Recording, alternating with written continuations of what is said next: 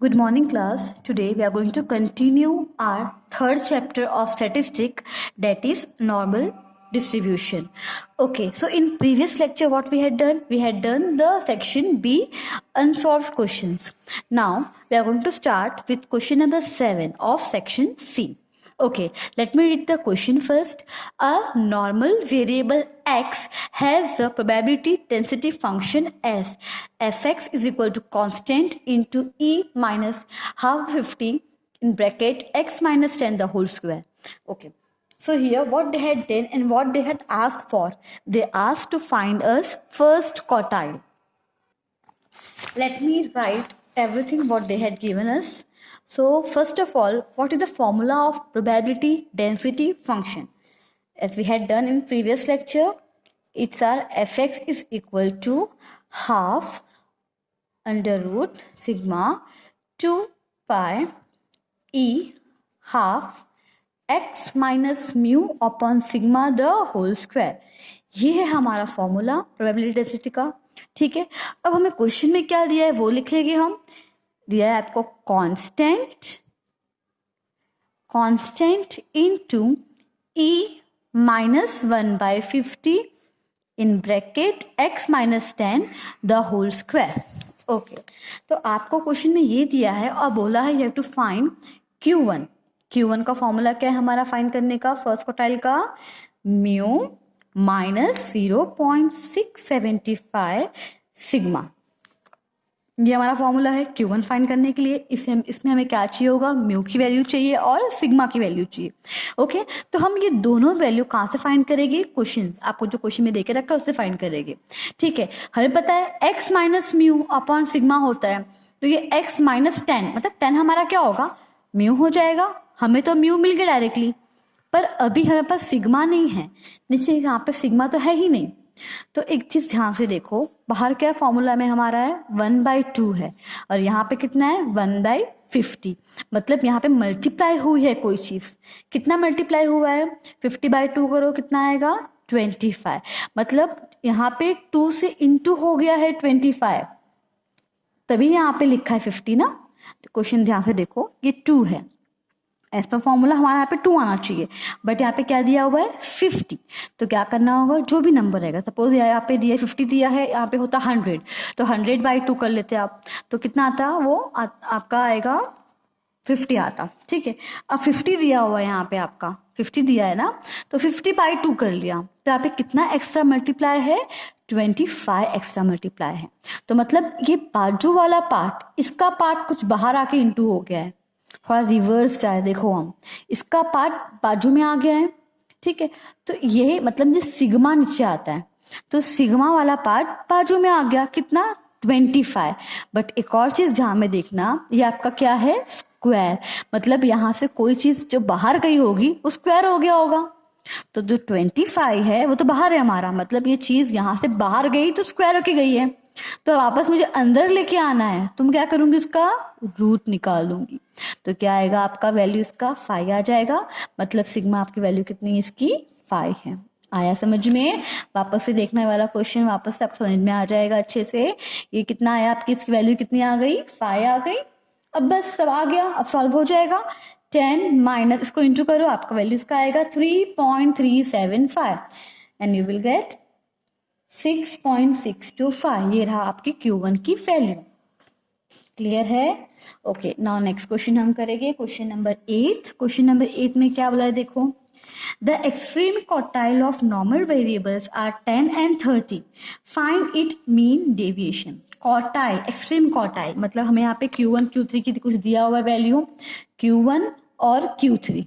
Okay, सो Q1 कितना है हमारा? स्मॉल नंबर होगा, वो है 10, तो 10 हमारा हो गया Q1 और Q3 हमारा यहाँ पे हो गया 30. Sorry Q3. क्लियर है आपको? क्या पूछा है आपको क्वेश्चन में देखो. They ask us to find it mean deviation. आपको फाइंड करना है यहाँ पे मीन डेविएशन. तो फॉर्मूला क्या है हमारा मीन डेविएशन फाइंड करने का? फॉर्मूला है mean deviation is equal to 4/5 sigma.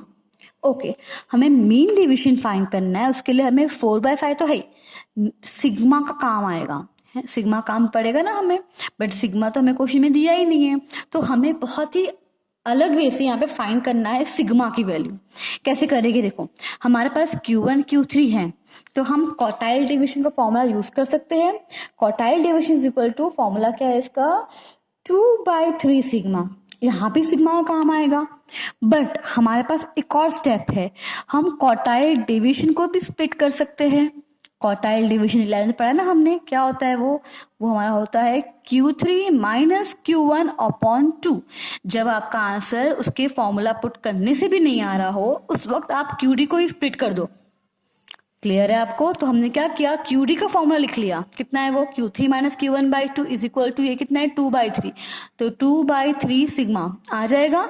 हमारे पास दोनों वैल्यूज है, तो क्या है हमारा आएगा 30 minus 10 upon 2 is equal to 2/3 sigma. Solve करो, 30 माइनस 10 कितना हो जाएगा, 20 upon 2 is equal to 2/3 sigma. तो ये 10 हो जाएगा, ये हमारा कि इंटू का कितना, 30 is equal to 2 upon sigma. Solve हो जाएगा, सिग्मा की वैल्यू आपकी आ जाएगी 15। क्लियर है, सिग्मा 15 आ गया। अब फाइंड कर लोगे आप, कटेगा 3 4 3 are 12, this will be your answer. Getting my point? Now next question number 9. Question number 9. For a normal variable, mean deviation is 48 and its third quartile is 120.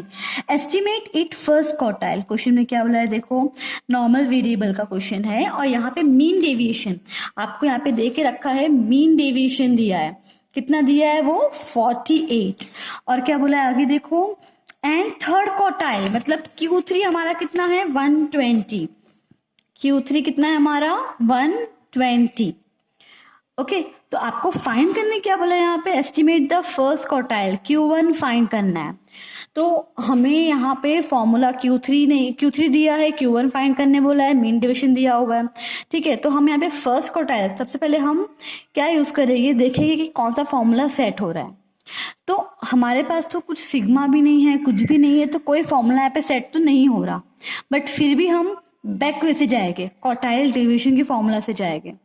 Quartile division का formula क्या आता है, वो आपका होता है 2/3 सिग्मा। इसमें भी सिग्मा काम आएगा, बट हमारे पास एक काम है, क्वार्टाइल डेविएशन को हम स्प्लिट कर सकते हैं। हमने पहले किया, अभी जस्ट स्प्लिट किया इसको, वैसे इसको भी हम स्प्लिट कर सकते हैं। तो फॉर्मूला क्या होगा, Q3 minus Q1 upon 2 is equal to 2/3 sigma. हमारे पास Q1 भी नहीं है और सिग्मा भी नहीं है, बट आप देखो क्वेश्चन में मीन डेविएशन दिया हुआ है।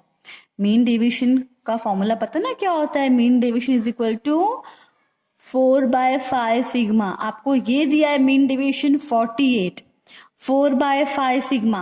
यहां से हमें सिग्मा की वैल्यू मिल सकती है, तो सिर्फ Q1 पेंडिंग होगा तो मिल जाएगा हमें। आई बात समझ में? हमने कैसे सॉल्व किया क्वेश्चन, जब हमारा फॉर्मूला से आंसर नहीं सेट होगा तो हम क्वेश्चन को ही यहाँ पे डिफाइन कर देंगे। ओके, तो देखो 48 सॉल्व होगा, 48 इंटू 5/4, 4 12 जा, तो 12 5 जा, यू विल गेट 60। तो आपका सिग्मा कितना आ गया 60। यहां तक क्लियर है। अब हम लिख लेंगे Q3 कितना है हमारा 120, Q1 कितना है हमें नहीं पता, by 2 is equal to 2/3, sigma कितना है हमारा 60। तो ये 320 जा, 120 minus Q1 is equal to ये 2 2 जा 4, 40 into 2 that will give us 60। हमारा इंटू होगा ना 2, अभी ये 60 हो गया, तो ये 120 नंबर्स ले लो, यहाँ पे आएगा minus 60 is equal two plus Q1 मतलब Q1। आप यहाँ पे माइनस करो, वेट 2 2 जा 4, 4 2 जा 8, this will be your 80, sorry. Okay, ना माइनस करो, यू विल गेट 40। Q1 की वैल्यू आ गई 40 आपकी। क्लियर है? हमने Q1 का फॉर्मूला क्यों यूज नहीं किया, क्योंकि उसमें हमें म्यू भी चाहिए था और हमें यहाँ पे डेविएशन भी चाहिए था। हम तो ये तो फाइंड कर लेते, बट म्यू नहीं था, तो हम Q1 का फॉर्मूला यूज कैसे करते हैं। अगर हमारे पास ये डेविएशन का फॉर्मूला होता, इसका वैल्यू होता, Q1 का वैल्यू होता, तो हम म्यू भी फाइंड कर लेते। तो हमारे पास ना म्यू है ना डेविएशन है, तो हम ये फॉर्मूला यूज यहाँ पे नहीं किए, हमने नेक्स्ट मेथड से क्वेश्चन को सॉल्व किया। क्लियर है आपको? ओके, तो ये सेक्शन सी मैं यहीं पे स्टॉप करूंगी।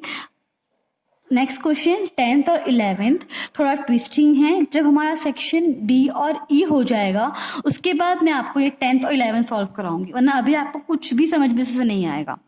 ओके, तो 10th और 11th हम थोड़ा बाद में करेंगे, पहले हम बेसिक क्वेश्चन स्टार्ट करेंगे हमारे ये जो नॉर्मल डिस्ट्रीब्यूशंस के, जो कि आपके लॉन्ग क्वेश्चंस में आएंगे। Okay, thank you, have a nice day.